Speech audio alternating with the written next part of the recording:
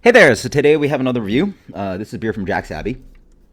Yeah, we talk about like underrated lager breweries. I just did some Von Trapp, and boom, this is on my list. For beers that I loved, like I remember probably like a solid year before I moved out of New York, or at least a year.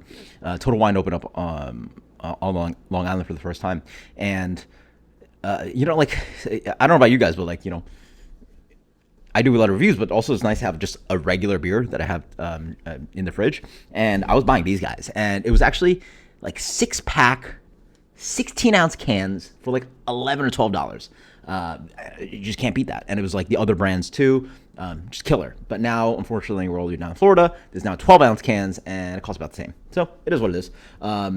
Just arrived. This is like a month fresh. Love it. And they're like packaging has actually stayed the same because the packaging was pretty fresh back then. I mean, obviously they've changed it a little bit.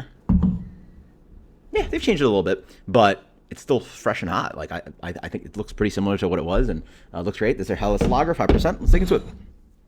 Beer comes in a little bit darker in color than I expected. Probably definitely a medium gold color, huh? Not that pale actually. Wow, interesting. Okay, pretty decent looking head on that. Nice. Nice breadiness on this one. Nice, almost like whole wheat, just like a lot of rich breadiness. I mean, it is hella, so it should be like more malt derived, right? Or malt derived on the aroma. There's also this little bits of like almost light rye spice. Obviously, there's no rye in here, but like, yeah, a little bit of that kind of crack grain character, and then also that kind of like hint of just like toastiness, almost like peanut, like toasted peanut skins or like lightly toasted peanuts. There's a hint of toast on that.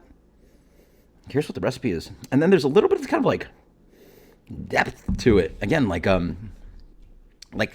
just a little bit more malt character, right? Like generally Hellas, I get like very pale, grainy. This one has a little bit of like whole wheat action to it. Honestly, on the nose, I would guess this is like a little bit higher in alcohol, and I would just on appearance and nose go to like something like a Dortmunder or something like something like pale lager, but like up to like 6% almost.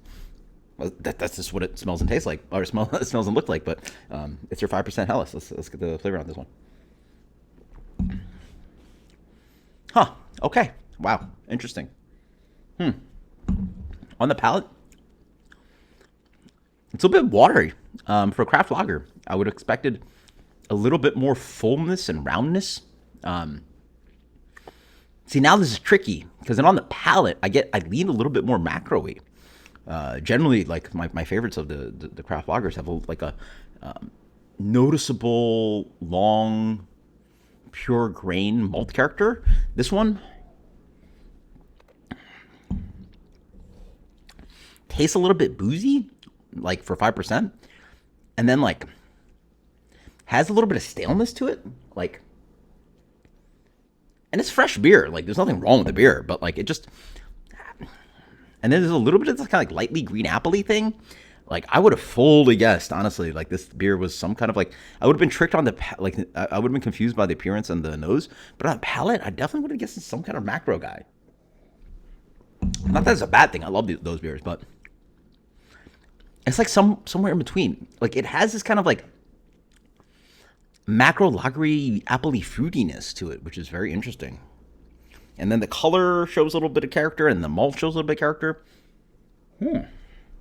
Weird, man. It's fine beer. I mean, hey, I love drinking macro lager sometimes, but it really tastes like that. All right, you guys got me. Like I don't know. Like, you guys tell me when last time you had one, because it really has that kind of extra ester profile they get from like really macro lagers, not really like some expect from Jack's Abbey. Interesting. Post in the comments below when you had this one last. But man, full blind, if it tastes, I mean, I used to love this beer, but if this is what it tastes like, I have no problem with it. But that's an 82, right? Okay, Jack's Abbey House Lager. I'm surprised. Like, it just pretty bland, and just has a lot of characteristics that I don't consider something you'd pay $12 a 6 pack for. So, hey, I don't know. Maybe I'm off tonight. I don't know.